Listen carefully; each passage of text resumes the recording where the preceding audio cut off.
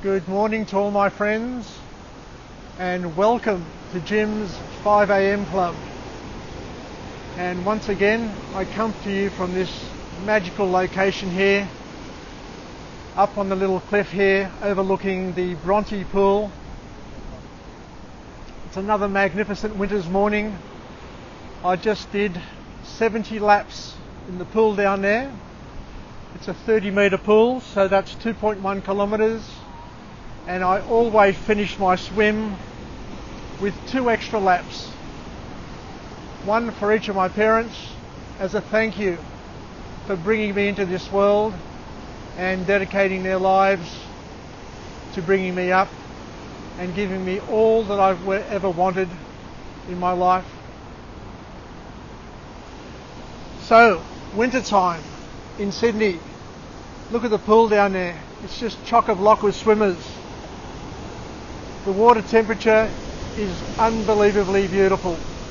It's about 18 degrees at the moment, which is really nice for swimming, especially for lap swimming. When you get in the pool, initially it's a bit cold, so it takes about a minute to warm up. But once you warm up, it's just a wonderful experience. And the good thing about swimming is that it's easy on the joints.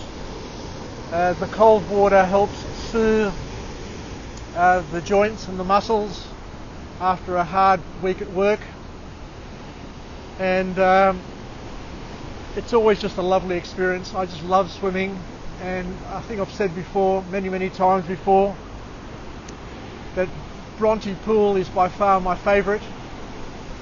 I have swum in all the pools from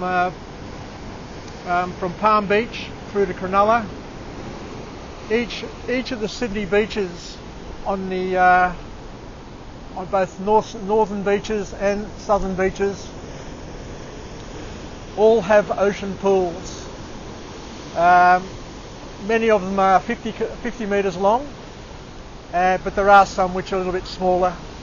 Bronte Baths is, as I said, 30 metres before, but there are pools up and down, ocean pools up and down the east coast of Australia.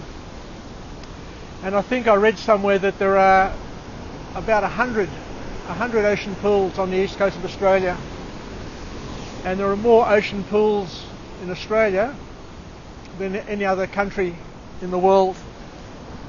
To put into perspective, the US, the mighty US of A, only has 2 or 3 ocean pools. So I encourage you to make the most of swimming in the ocean pools, and you can swim throughout the year, winter, summer, autumn and spring, and give it a go. Once you try it, it's like a drug. You'll get addicted and you'll want to do it all the time. And I also remember somebody telling me that if you spend 20 minutes in the water, in the salt water, in the ocean water, the salts and minerals of that water permeate your membrane, your skin membrane, and you absorb it into your body, and it is good for your well-being. Don't know how accurate or how scientific that is, but that's what somebody has actually mentioned before. But I must tell you that I do feel wonderful after being in the water and swimming. While I've got you here today, I do want to have a chat to you about a topic which is near and dear to my heart. Many years ago I was very fortunate to have gone to a seminar run by Stephen Covey, who was an acclaimed author of many books, the most famous of which is The 7 Habits of Highly Effective People. And he's also got some other books, First Things First, and I'm not quite sure, can't quite remember all the other ones. But he's a great author, and he was a wonderful motivational speaker. He passed away a few years ago, which I found very sad. But then again, I felt very honoured having met him in person and been to his seminars, or been to one of his seminars, and also listened to a couple of his tapes. I think one of the things that I liked most about his teachings was that he made a very, very valid point that we humans are very different from the animals and the animal kingdom, because we have a consciousness and an ability to think and to reason. And he said that in the animal kingdom, there's no gap between stimulus and action. So you have a stimulus on the one hand, and then you have a reaction. So animals react to stimulus, just to whatever stimulus they have in their environment. But he said that the beauty of us human beings is that between stimulus and action, we have an ability to think and rationalise. So instead of reacting, humans are able to respond to the stimulus. So have a think about that. Let's just pause and have a think about that. What does that actually mean? That actually means that we don't need to react to everything that happens. We don't need to react to the bullshit that we see on television, in the news and the media. We don't need to react to people when they stir us up.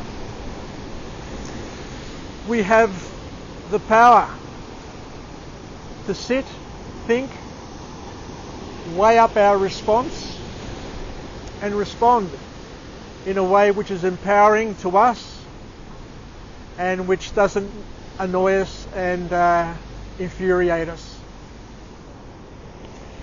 So next time somebody does something,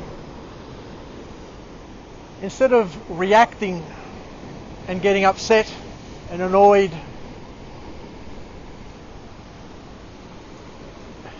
as I said before, sit and think about it.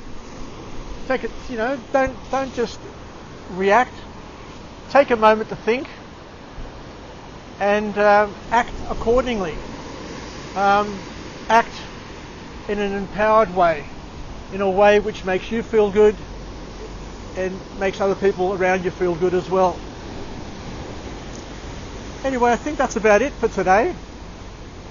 But the message for our children and for the people that we mentor is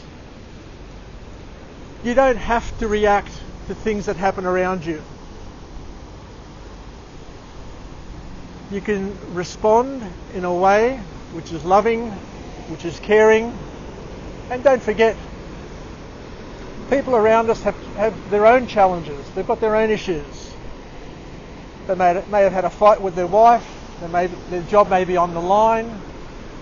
Who knows what's happening in other people's lives?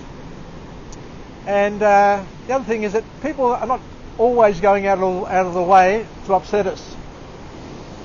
It may seem like that, but they've got their own problems. They've got their own pressures. So sit and think about that. And next time something happens, don't react. Sit and think, how can I respond in a loving way that'll make me feel good and other people feel better? So from Jim's 5am Club, I'm signing off for today, and I look forward to chatting with you tomorrow. Same time, different location, and different story. So take care, enjoy the rest of your day, and let's remind ourselves of this powerful affirmation: I am well, I'm alive, and I feel great. Stay connected, enjoy what you have available to you. We've got all this beautiful creation around us. And look, it's a winter's day. The sun the winter sun on the skin is just so soothing and just so comforting. And I encourage you, get off the couch, get out of the house, get out of that inner city cafe and come down to the east coast of Sydney and enjoy the beach life. It's just glorious today. The winter sun on the skin,